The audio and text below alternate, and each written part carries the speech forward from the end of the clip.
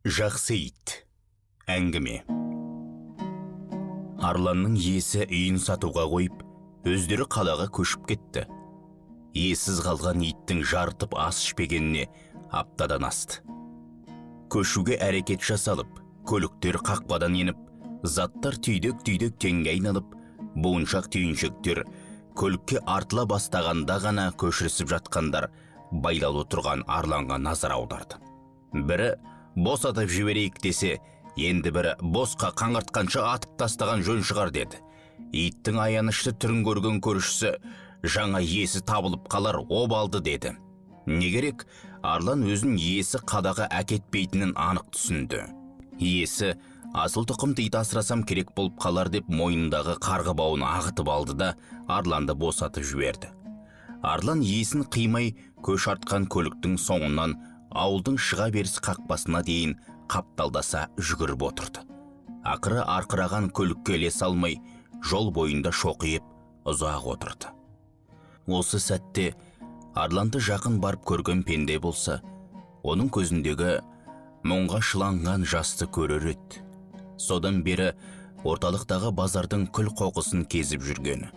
Ілуде болмаса, ешкім есіркеп нан, сүйек саяқ тастай қоймайды. Арлан таңғы елең алаңда, кешкі апақ-сапақта көшеге шықпайтын болған. Өйткені бұл уақыттарда тарс-тұрс атылатын от қару асынған адамдар жүреді. Өткен жолы сондай жандарға кезігіп жан басына оқыс үйкетіп алып, әзер аман қалған болатын. Ауық-ауық өздері тұратын үйдің қаңыраған жұртын айналып шығады.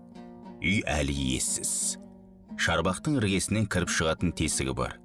Иесі көшерде көршілеріне дайындап, алатын адам келсе саудаласа бер, бізге хабарын айт деп кілтінде тапсырып кеткен. Арланның иесі қалаға көшіпті деген аты болмаса, қаланың шетінде кәдімгі ауылдағыдай жер үйде тұрады екен. Көшіп барғалы тірлігі өнбей, жұмысы кергете беріпті. Жандары ашыған әркім маңдайдағы жазулы тағдырдан, қоғамнан, анадан, мынадан көріп, жұбатпақта болыпты. Ауылдан хабарласқан көршісі, сендер көшіп кеткелі ит үйге жан баласын жолатар емес, ешкімді қауіп немесе жылмалап жатқан жоқ, алайда арылдап, сес көрсетіп, үйге жақындатпайды. Әлгі иесіз ит мысықтарды аулайтын мекеме жұмысшыларын шақырған мезетте арлан ізім қайым жоқ болып кетеді. Тура бір елес сияқты, үйлерің әзір өтер емес деді. Осы сәтте арланның иесінің санасына әлде бір ұшқын ой сап ете қалды.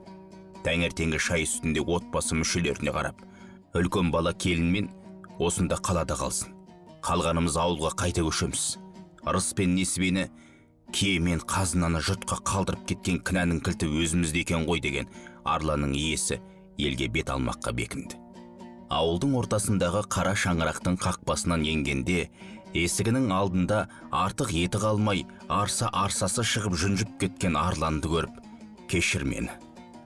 Қара шаңырағымның қазынасы, отбасы, ошағымның иесі деп жылап жіберген иесі арланды қапсыра құшақтай алды.